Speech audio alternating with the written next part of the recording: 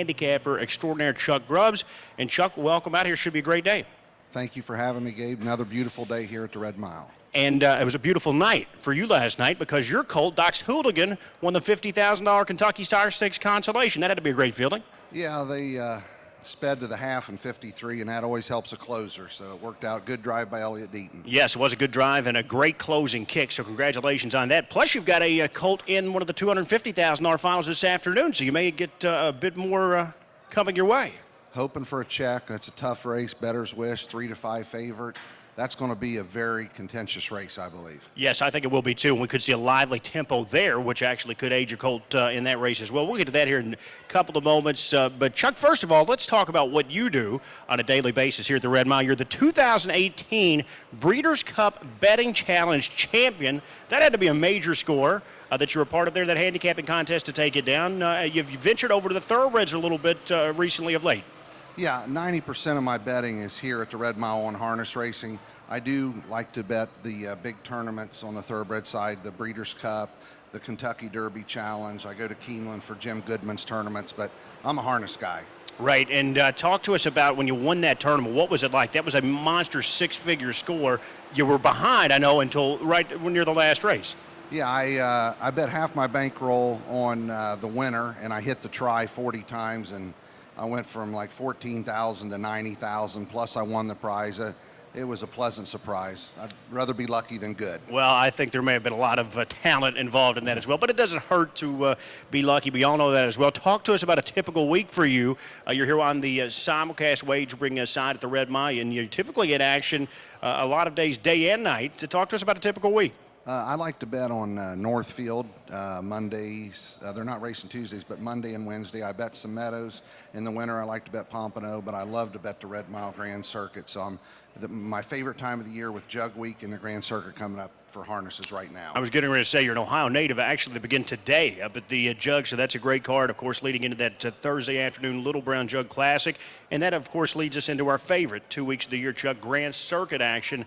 We'll get here at the Red Mile after next weekend. We've got 10 races here today. We've got that pick 8. We've got that high 5 carryover. We have got plenty enough action for everyone out there on this afternoon's card. And Chuck and I are going to take a look at some of these contests from a wagering standpoint. Chuck, we've got a couple of consolations here to kick off the card. We begin with a 3-year-old filly trot.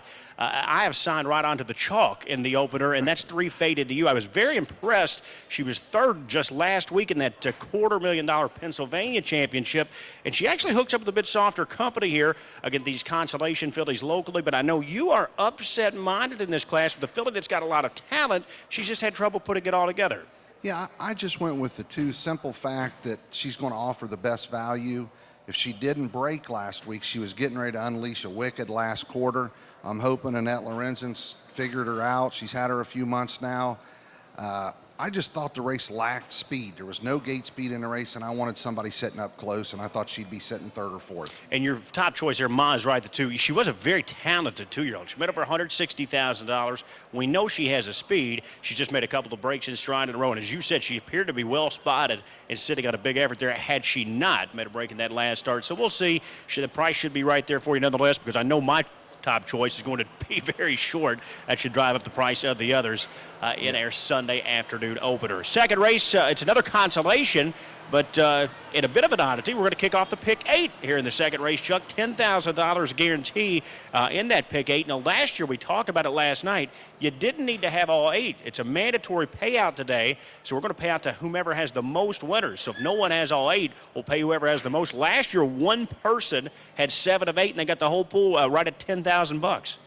Well, I think with the prohibitive favorites later, unless one of them stubs their toe, you're going to need 8 out of 8 today. Green Shoe looks, he looks unbeatable, and a couple other, the 2-year-old Payson filly and the 3-year-old Payson filly of Doug McNair's. I mean, you're looking at 3 very odds-on favorites right there. Yeah, I agree. We're going to have some prohibitive favorites in this sequence, and I agree with you. Unless one of those heavy favorites gets beat, it looks really like it's going to be a sequence where you are going to have all 8 today. But one of the toughest legs right here in the first part of it, Chuck, this 2-year-old filly trot, a consolation, $50,000 on the line. We've got a full field of 10. No one really jumps off the page. How'd you lean here in the second? Well, I got this race almost as an all. I landed on the 2 simply for the fact that she's been fighting outside posts the whole meet. I thought she had sneaky trot up the rail last time. I think this one might be sitting on a pretty good performance, but I got 6 horses that are maybe 7 I would use in the first leg. Okay, and I'm going to go just inside you there, the one Bayou, who's been okay. I really like that start in her Jim Dartery elimination at the Meadowlands. She maybe has not been quite as sharp here locally, but I think she's going to aid from taking on some of these consolation-type fillies. She reunites with Dave Miller here this afternoon, so that is a wide-open affair. Could be a race to snag a price in there in race 2 to kick off that pick 8. And maybe, Chuck, as we move into the third race, the first of 8 consecutive $250,000 races on the card this afternoon, this could be the most wide open of those Sire Stakes finals in the 2-year-old colt pace. I really like the 3 here. Lacked room each of his last 2 starts at Philadelphia. The 1 start here, 3 moved him, and he still won drawing off. This here, if I could get 4 to 1 on this one, I'll have a good day. This is probably my best value play of the day. Well, that's good. I like your confidence because I'm on board this colt as well. I was so impressed with his 1 start here in Lexington as he just ripped off an impressive effort. That was 3 starts back there, 150 and 4. We're talking about the third race now, of course, and Chuck and I both on board with the 3 catch the fire. In fact, in race 3, Chuck, we're ice cold together because we're 3-2-5. We like the 2 lottery winner at the 5 Moneyman Hill, who seems to be getting better all the time as well. Yeah, I just thought that the 3 had just kept the best company. And I thought that maybe the rest of them were just a step behind him. But I watched the replays on this horse. I really think this horse is sitting on a big race. All right, maybe a pick 8 single and maybe not the favorite. We'll see how it shakes out there in the third race. He's 4 to 1 on the morning line. We know who the favorite's going to be in the 4th race here this afternoon. That's going to be the 2 Asiago. We didn't even mention her when we talked about some of these odds-on favorites earlier. Do you think she's vulnerable, or do you think she steps up and delivers here this afternoon? I think she's the horse to beat, but she had 4.5 lengths on Strip It Down Oz at the head of the stretch 2 starts back, and Strip It Down Oz run her down. I think if Strip It Down Oz sits in her back, I think it'll be a good race. And also the 7. I thought it was a 3-horse race. I think any of the 3 could win. The 2's going to be the big favorite. When is the last time you saw a horse like Strip It Down Oz? She pulled off the biggest upset of the meet, Chuck. That was 2 starts back, 120 to 1. She followed it up the next week. She won. She was 3 to 5. That's quite a reversal in odds. Yeah, that was, and she's a super nice filly, and if she gets the trip in here, I think she can win. She's thrown 27-2, 27-3, 27-4 her last 3 starts, so if she's close, she can run them down. And she's lightly raced compared to a lot of these fillies as well. Just her 6th seasonal start here this afternoon, so it's a filly that does have a license to improve there. In race 4 as well. The 5th race is the final for the 2-year-old pacing fillies. One Baby, You're the Best. She was a runner-up for $250,000 last week in Pennsylvania. She's back here to a big $250,000 event here this afternoon. She's raced twice with us to the Red Mile, and she's won pretty convincingly both times.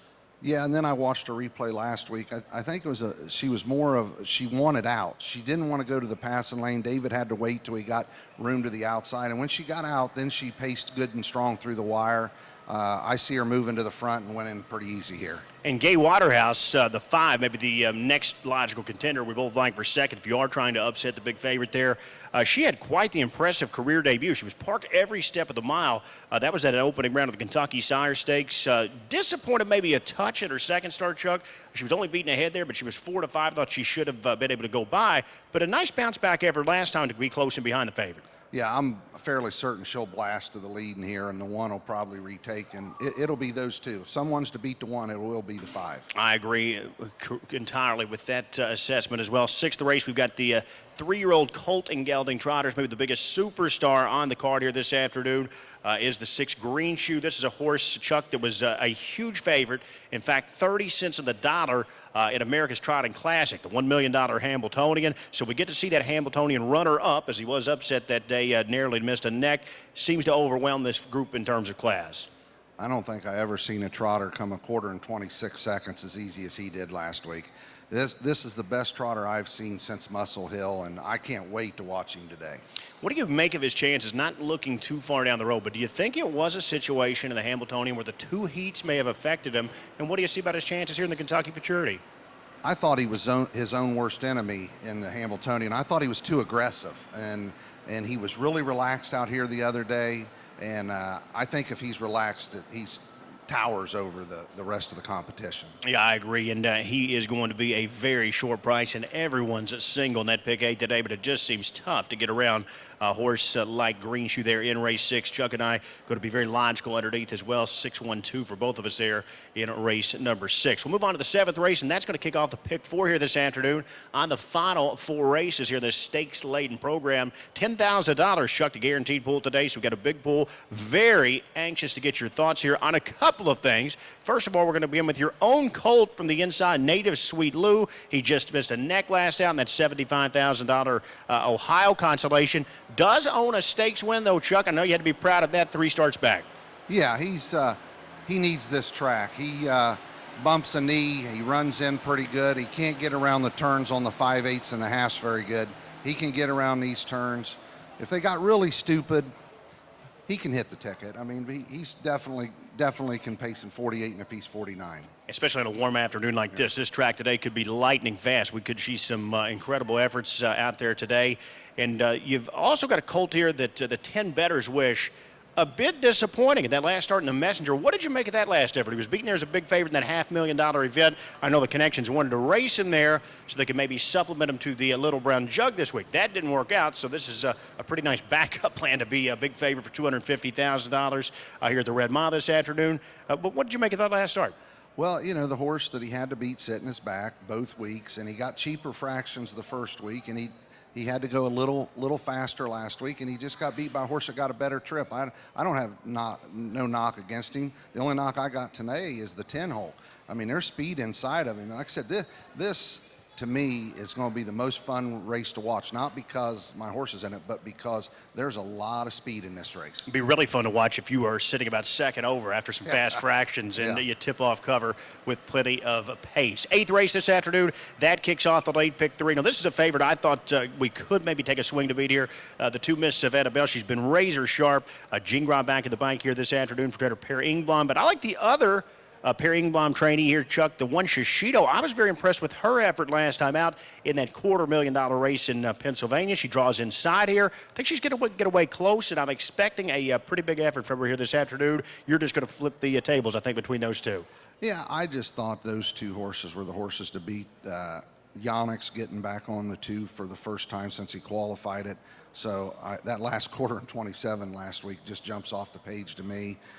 I wouldn't be surprised if the 1 beat her, but I think the 2 will probably be the favorite. No doubt. I think that will be the case as well. We're on to the 9th race now. That's the final leg of that pick 8. Again, since it does begin in race 2 this afternoon, it does kick off the late doubled, of course, as usual. And we have got a big favorite here, the 8 Beauty on the Beach. 4-man Jim Average. He is the owner and breeder, of course, out of his champion mare, Precocious Beauty. She's a daughter of Sun Beach Somewhere, Chuck. Last year, she swept through the Kentucky Sire Stakes. She won all 3 legs. She won the final easy. Here she is again this afternoon, back at the age of 3. She's won all 3 legs easily, and she's a big favorite in the final. Do you look for her to sweep on through once more?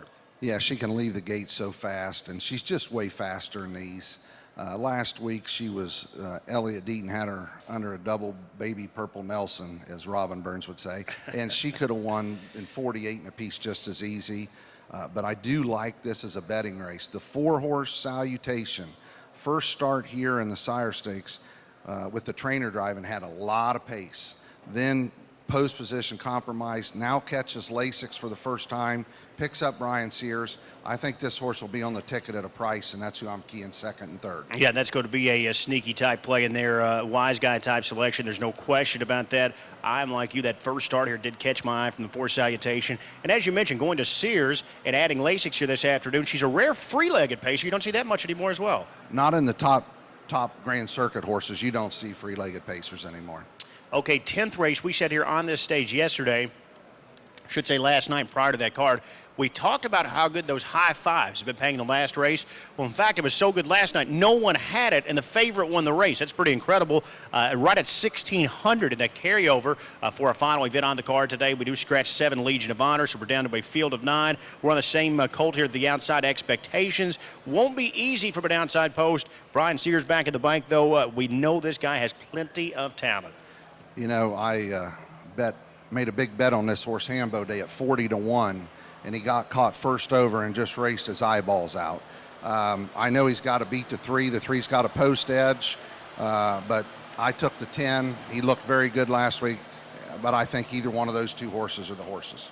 Okay, so that is a look at our Fayette Fest program. Plenty of activities here. If you are in the Central Kentucky area, come on out and join us. We've got concerts going on up by the Round Barn. You can check out 18 different breeds on track here, all sorts of vendors, great action. Chuck, once again, congratulations on your big win last night with Knox Hooligan. Good luck here in that big money final this afternoon, and we'll hope to have you back on stage with us during the Grand Circuit as well. Thank you for having me. All right, best of luck out there to everyone today. We're 11 minutes from the Sunday opener. Last